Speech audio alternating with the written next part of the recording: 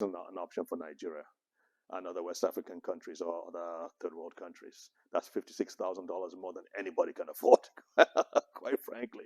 And we don't have insurance too. So we were forced, as they say, necessity is the mother of invention. We were forced to think uh, really hard about how to address it. Uh, this is just another thing. Alzheimer's disease is the one disease of the top 10 that cannot be post delayed. I mean, it really sounds like this irresistible force, that this big bad wolf that cannot be conquered, it cannot be delayed. It's going to huff and puff and blow your house down no matter what you do. And we've thrown billions and billions and billions of dollars at it. But have we been going at it from the wrong angle? And I think to answer that question, we should start with the basics. First and foremost, the definition of Alzheimer's disease. Let's start with that. It's not just as a result of plaques or tangles or a toxin or an immune deficiency or inflammation. What is happening with Alzheimer's disease is that your brain itself is turning against you.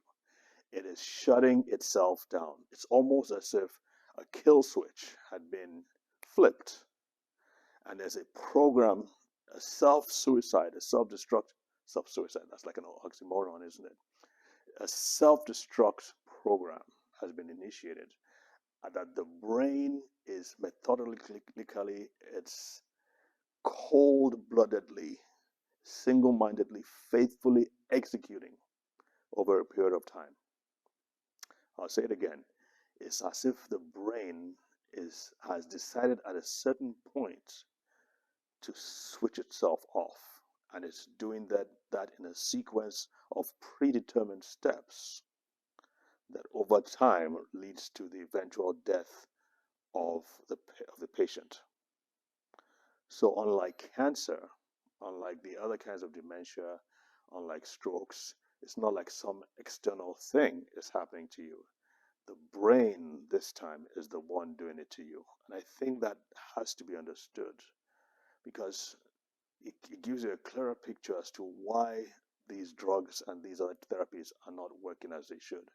Because you're fighting against your brain. And we all know the brain is the most complex, the most complicated piece of bioelectrical machinery in the known universe.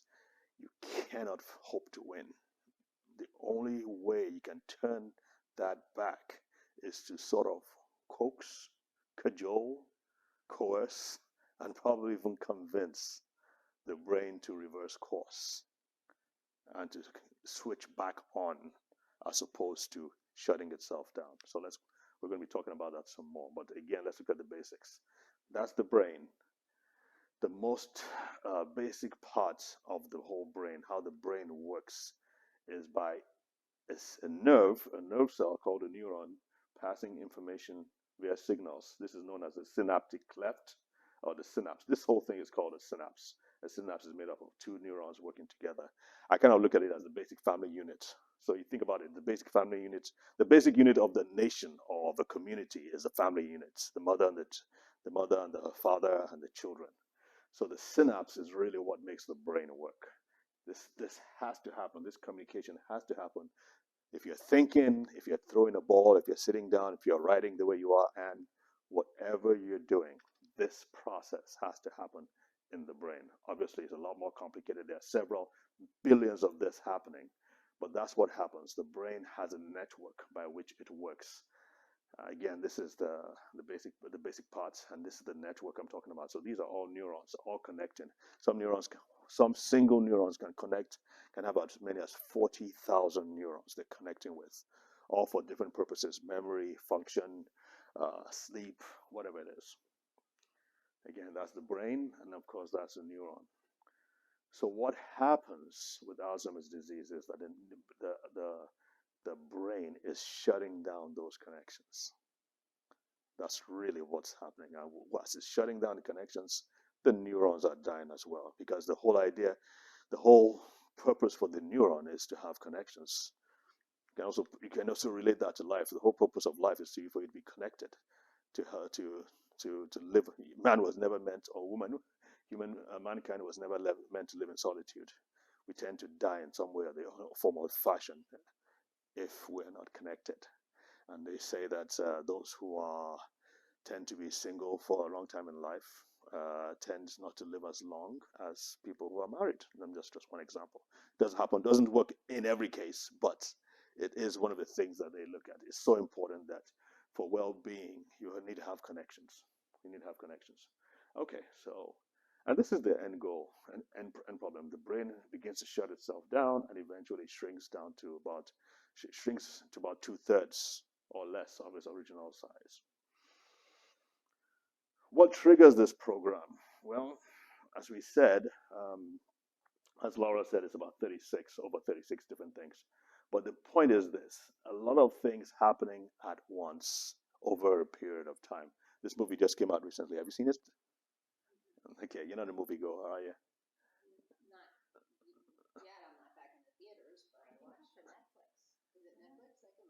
Is it on Netflix? I mean, it's. Oh, really? Gosh, I have I haven't seen it yet, but it really seemed. I saw the preview and I was like, well, I mean, this just jumped at me. And when I thought about Alzheimer's disease, I was like, yeah, that's a pretty good title for that, because over a period of time, whether it's chronic depression, maybe you've had a stroke, someone has had a stroke before, maybe someone has had diabetes. That's a big one, really big one. If you, people who have diabetes have a greater incidence of dementia. Even those in the military, we're finding out that people in the military tend to have higher risk of dementia. Black people tend to have higher risks of dementia, and of course, women, some say as much as 3 times more likely than men to have dementia. We won't go into all that right now. I'm working on a series on that, but and there are reasons why. So we have some like a few more photos of movies. Did you see this Concussion with Will Smith? No. Okay. This was about it's a true story about a Nigerian doctor, by the way. So he acted as a Nigerian doctor, which I thought he'd made a he he messed our accent up completely. They went to get somebody from East Africa, someone's accent from East Africa. And I'm like, this guy is being paid millions of dollars. These movies are big budgets. Was it too much to find a Nigerian and copy the Nigerian's accent? I don't get it.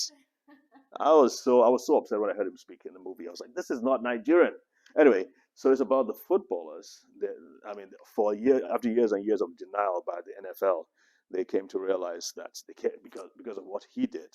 He began to demonstrate on autopsies that there was significant damage to their brains, which was causing many of their emotional psychiatric problems. Many of them are getting suicidal, angry, very fluid emotional outbursts and all that. And he's the one who pointed that out. And the term is called CTE, chronic traumatic encephalopathy. So big word.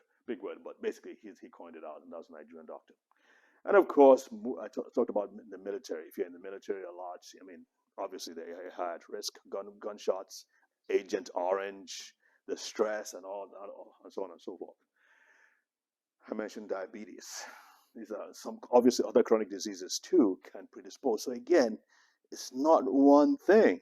It's a series of things. And with the Recode, and I really encourage you to get the book, they're finding out all the different things, and they're finding out what you can do to counteract all those different things. Although obviously some people are more prone due to their circumstances than others. Do you think you know what could have caused your dad's?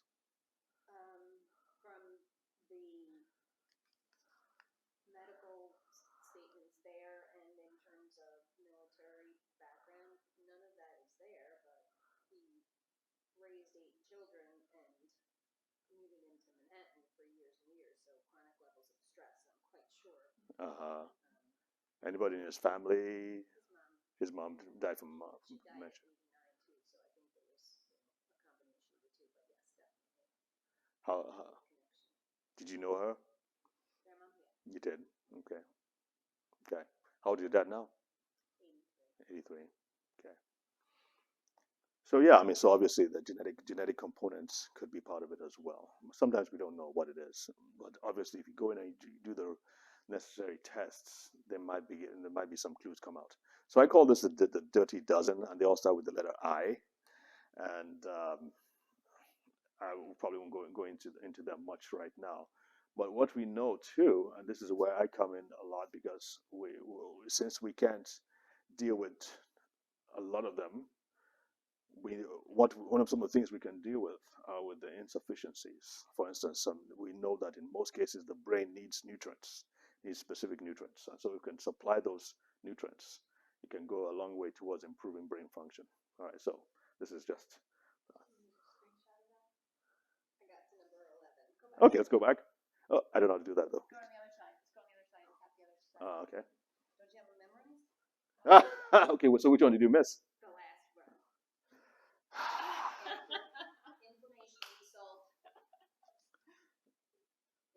Inactivity. I would have had to go through. I was writing them down this afternoon, and I was like, "Gosh, I got to 10, and I was like, Dead gummit, where's it? I'm supposed to know all this." So somehow all the 40 kind of like, from what I've seen, kind of they kind of fit this. So I just figured it's easier to remember 12 than it is to remember 40.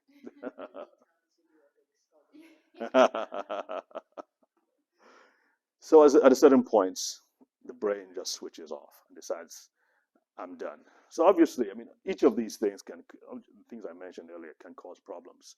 But it seems like, again, there's a point in which the brain decides to be the actual enemy doing the work. And the question I have, probably if I ever get to meet Dr. Bredesen, is okay, the brain decides to switch off. Okay, it's a very complex, smart organ. So why doesn't it realize when to stop, right? I mean, it knows when to start pruning back. After the danger has passed, why shouldn't it know to stop killing itself at a certain point? Because that's really what's happening here. It's not stopping. It just keeps pruning back and pruning back and pruning back until the vital organs, if the person lives that long, until the vital organs are destroyed by the brain. I don't get They got better.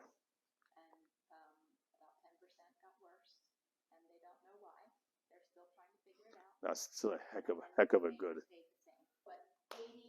That's a heck. That's nothing else has done that. Yeah, nothing comes close. Yep.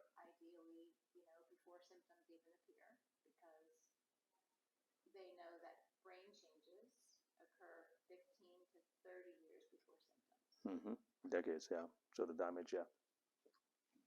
So yeah, that's a heck of a record, I gotta say. So like I was saying, I grew up in the '70s, so this is the real Incredible Hulk that we learned. You probably know what's going to happen after this, right? And and there he is. So what we want to do is I want to stop his eyes from going green, so to speak, talking your brain off the ledge, stopping it from persisting in this mad suicide rush. Again, the same way, the same principle. The solution to the problem is the same, just reversing the problem.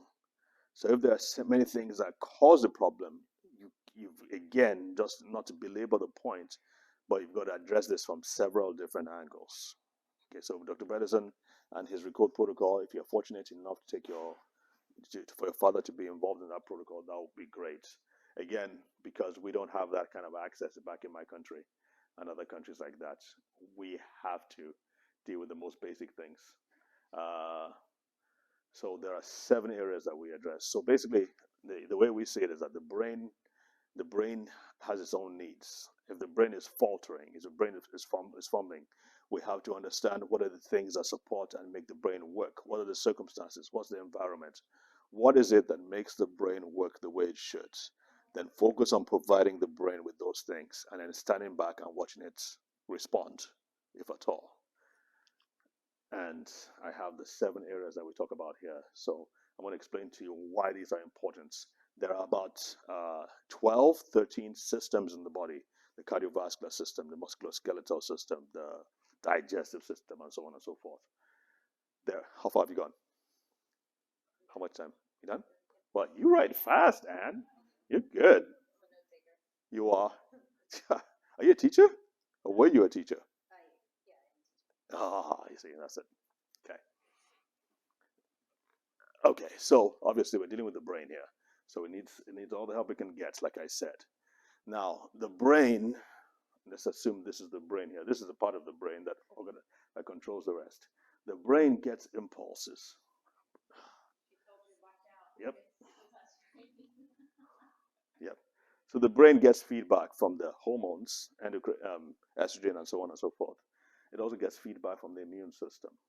These three I call the central governing system, and they control all the other systems in the body.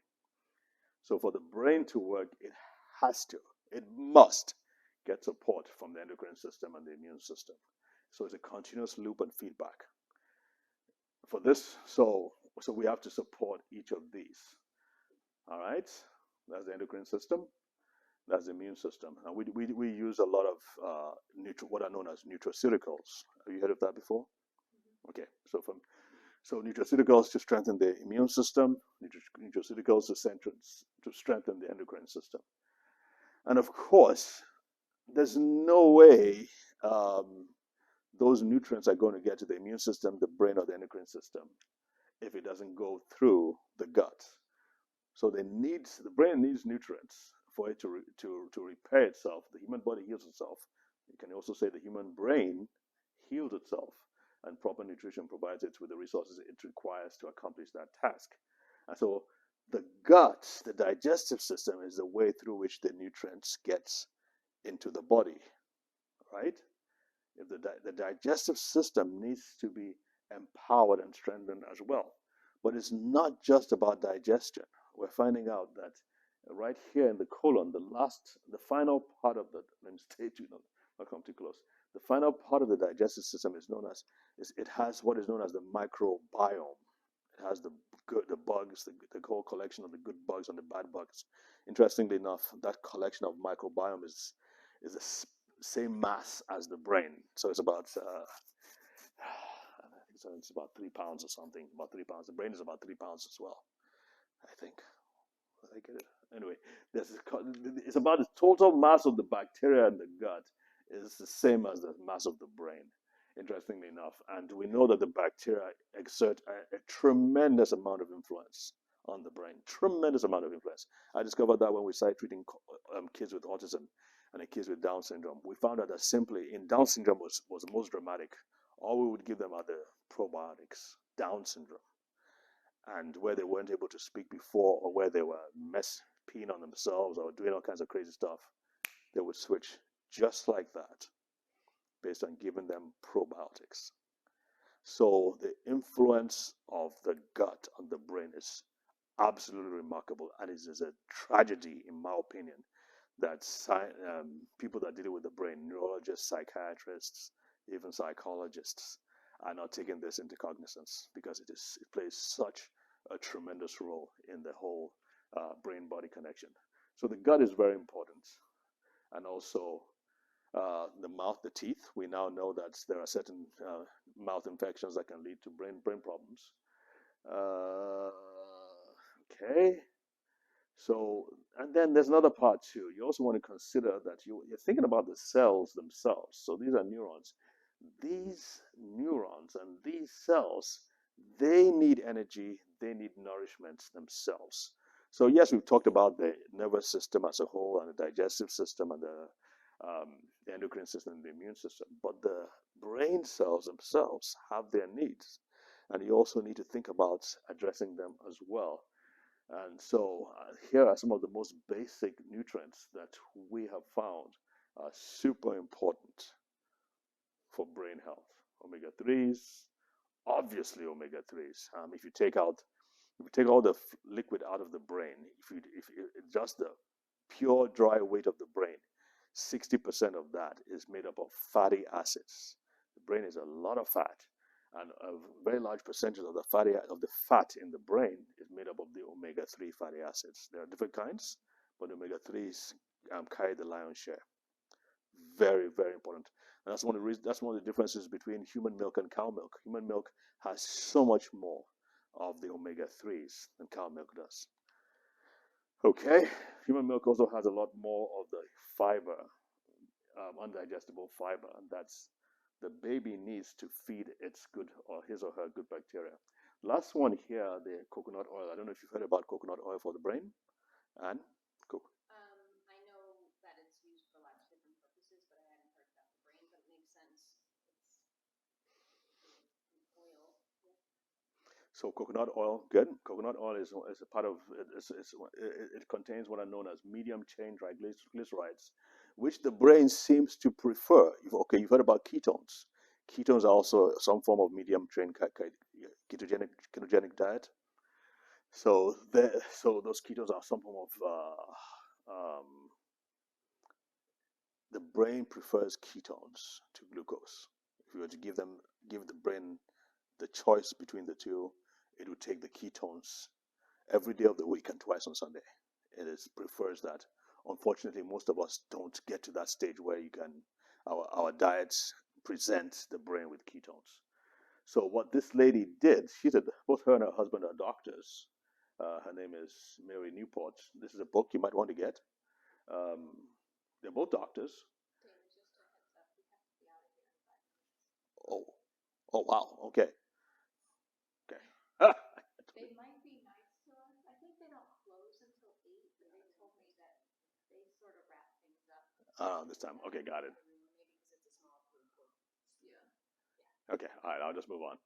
All right, but you need vitamin D too, vitamin C, and then I can send you the slides too. If you, okay, it's not all about nutrition, and the last but not the least, the cardiovascular system. You've once the food gets into the digestive system and is digested, it gets into the body. The blood vessels have to take it to the brain. Same thing with oxygen. Same thing with everything else that the brain needs. Without the cardiovascular system working well, it's not going to get the nutrients to the brain. And so we have to support the cardiovascular system. That's another big mistake I see with neurologists when they're treating this disease. Most of the problems, even with dementia, they see that in most cases, it's not just the tau, it's not just the plaques, it's the fact that there are vascular changes in the brain that make them eventually succumb to dementia. So you got to support the cardiovascular system as well, and we use nutraceuticals for that. So Alzheimer's disease is not just about memory; it's about a whole lot of other things. It's about your brain turning on itself. Final words. Just want to say movement. Of all the things that they've seen, of all the things that they've looked at as prevention for dementia, they found the one thing that sticks out even more than nutrition from those. I'm talking about from research studies now is the thing about movement. In fact, they say that the brain, the reason that we have such a large brain is because it's more for movement than it is for thinking. I still find that hard to believe, but that's what they say. Okay, all right. So that's our information there, just in case you want to grab it. Sorry, it took a lot more time than I thought we were going to do. So That's okay. So, I mean, what I was going to touch on is that in all the things that you mentioned, yeah. nutrition and cardiovascular health, exercise, gut health, and that all works best when we can relax. Hmm. Very So true. there, we have the sympathetic nervous system, that fight, flight, freeze, faint, and we have the parasympathetic nervous system, Mm-hmm. where we rest and digest and heal and detoxify. And our modern lifestyle is fast and busy and stressful. And if we can take some time to breathe and relax, our body kicks into the healing and detoxifying mode. So we don't have to do, a 60-minute yoga class to get into that space. We can do that